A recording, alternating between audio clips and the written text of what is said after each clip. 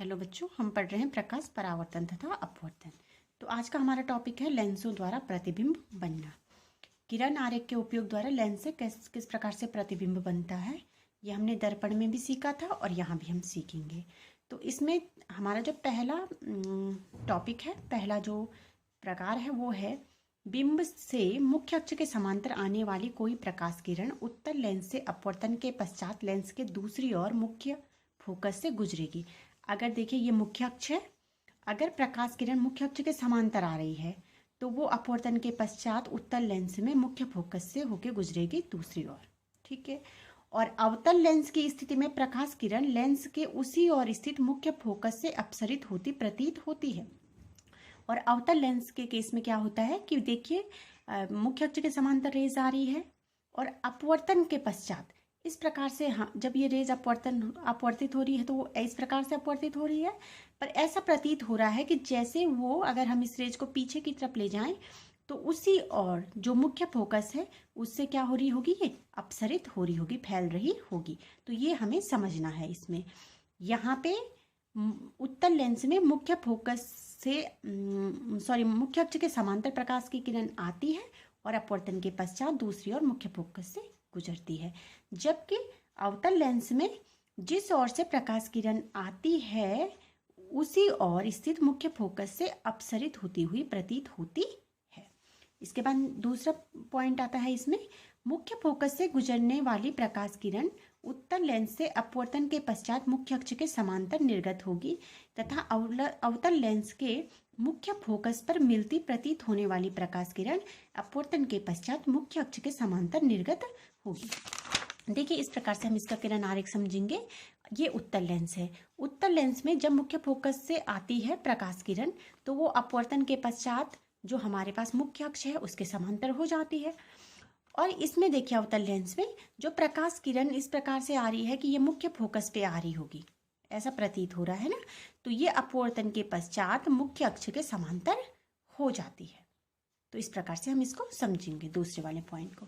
और तीसरा पॉइंट है लेंस के प्रकाशिक केंद्र से गुजरने वाली प्रकाश किरण अपवर्तन के पश्चात बिना किसी विचलन के निर्गत होती है। और तीसरे पॉइंट में चाहे उत्तल लेंस हो चाहे अवतल लेंस हो, अगर प्रकाशिक केंद्र ओ से कोई प्रकाश किरण जारी है, गुजर रही है, तो वो बिना किसी विचलन के निर्गत हो जाती है। तो ये 3 पॉइंट हमें याद रखने हैं। इसके बाद हम सीखेंगे उत्तल लेंस द्वारा प्रतिबिंब बनना। उत्तल लेंस द्वारा प्रतिबिंब बनने की जो स्थितियां हैं उनमें पहली स्थिति है जब वस्तु अनंत पर है। देखिए वस्तु अनंत पे है तो इस प्रकार से उससे प्रकाश की किरणें आ रही हैं और हमें पता है कि ये प्रकाश युक्त किरणें जो आ रही हैं वो मुख्य अक्ष के समांतर हैं। तो ये उत्तल लेंस है।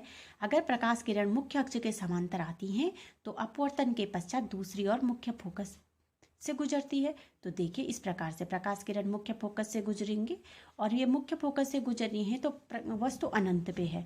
तो वस्तु अनंत पे है तो उससे प्रकाश किरणें इस प्रकार से आ रही हैं, यानी कि यहाँ वस्तु का साइज होगा ना कुछ जिससे प्रकाश किरणें आ रही हैं।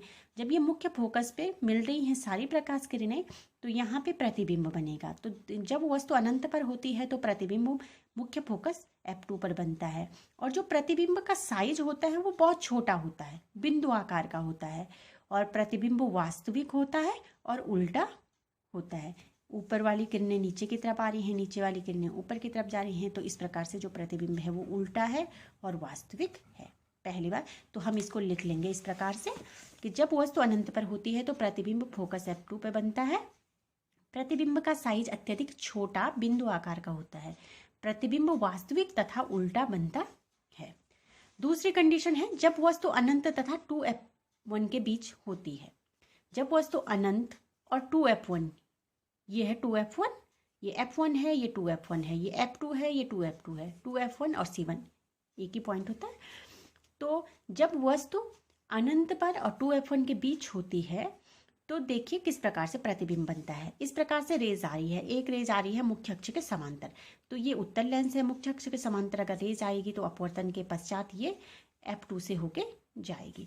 और ये दूसरी रेज आ रही है प्रकाशिक केंद्र से होके, तो प्रकाशिक केंद्र वाली रेज सीधी जाती है, इसमें कोई विचलन नहीं होता है। तो ये दोनों रेज जो मिल रही हैं वो मिल रही हैं F2 और 2f2 के बीच में। ठीक है, तो इस प्रकार से मिल रही हैं। और दूसरा देखिए कि जो प्रतिबिंब, तो इस प्रकार हम कह सकते हैं कि जो जब वस्तु अनंत और 2f1 के बीच में होती है तो वस्तु का जो प्रतिबिंब बनता है वो प्रतिबिंब बनता है f2 और 2f2 के बीच में। ये तो मैंने आपको पहले समझा दिया है। दूसरा, प्रतिबिंब का साइज अगर हम देखें तो ये वस्तु है और ये प्रतिबिंब है, तो साफ साफ दिखाई दे रहा है कि प्रतिबिंब का साइज वस्तु के साइज से कैसा है, छोटा है। प्रतिबिंब वास्तविक बन रहा है, उल्टा बन रहा है, ये भी आपको साफ साफ दिखाई दे रहा है। प्रतिबिंब वास्तविक बन रहा है और कैसा बन रहा है, उल्टा बन रहा है। तो इस प्रकार से हम किरण आरेख की सहायता से समझ सकते हैं। इसमें तीसरा पॉइंट है, जब वस्तु 2f2 पर होती है।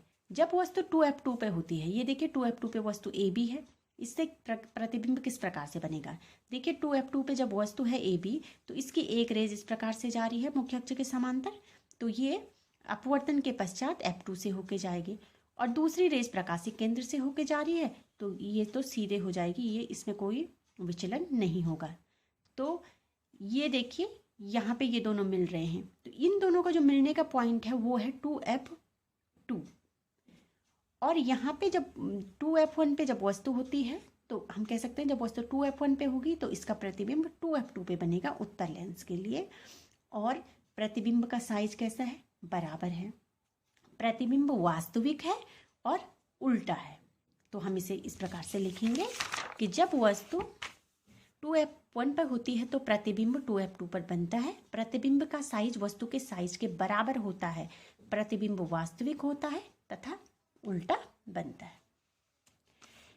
चौथा पॉइंट, जब वस्तु f1 और 2f1 के बीच में होती है, इन दोनों के बीच में जब वस्तु हो तो देखिए इस प्रकार से एक रेज ये आई और अपवर्तन के पश्चात f2 से होते हुए जाए क्योंकि ये मुख्य अक्ष के समांतर है।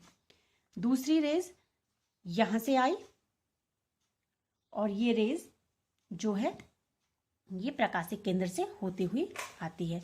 तो इस प्रकार से जब ये रेज आ रही हैं तो दोनों रेज मिल रही हैं। इन रेज जो ये रेज मिल रही हैं ये यहाँ पे मिल रही हैं। एक रेज मुख्य अक्ष के समांतर आती है और इस प्रकार से f2 से होके हुए जाती है।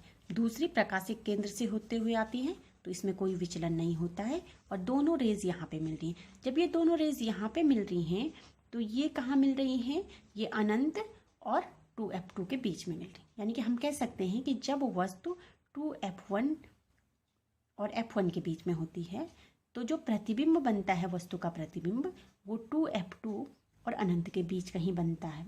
और प्रतिबिंब देखिए ये वस्तु है AB और ये प्रतिबिंब है A', B', तो प्रतिबिंब देखिए वस्तु से बड़ा है। ठीक है, तो प्रतिबिंब का जो साइज होगा वो वस्तु के साइज से क्या होगा, बड़ा होगा, वास्तविक होगा और उल्टा होगा। तो देखिए ऐसे ही प्रतिबिंब हमने दर्पण पे भी सीखे थे और यही प्रतिबिंब हम लेंस में भी सीख रहे हैं। तो आप इनको अच्छे से समझिए और नोट कीजिए। इसके आगे का जो प्रतिबिंब बनना होगा वो हम नेक्स्ट टॉपिक में पढ़ाएंगे।